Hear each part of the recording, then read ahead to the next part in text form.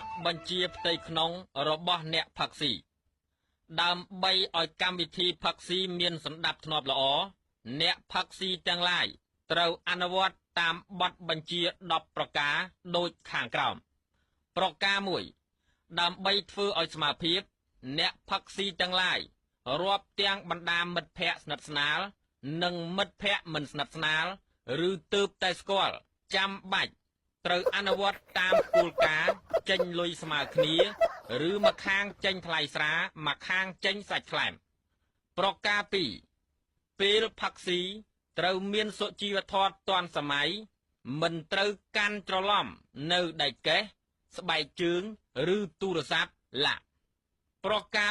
3ក្នុងតុផឹកស៊ីមិនត្រូវរអ៊ូរទាំឬធ្ងោថាឃ្លាន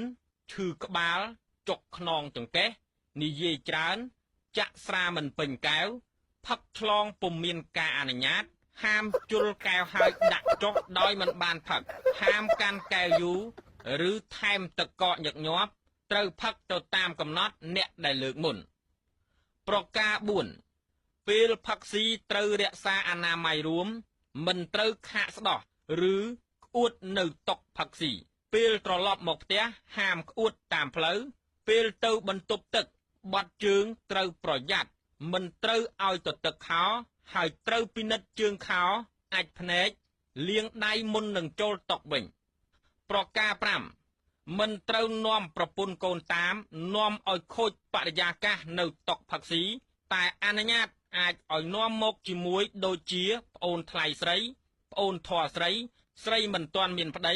ស្រីលែងប្តីហាមដាច់ខាតប្រពន្ធគេប្រការ6មិនត្រូវជជែកគ្នាខ្លាំងណែនាំឬឆ្លោះគ្នានៅតុផឹកស៊ីដែលបណ្ដាលឲ្យបាត់បង់នៅសាមគ្គីភាពត្រូវបង្កលក្ខណៈសប្បាយហើយត្រូវនិយាយរឿងកំ pl ែងរឿងប្លែកព័ត៌មានទាន់ហេតុការណ៍ព័ត៌មានកន្ត្រាក់អារម្មណ៍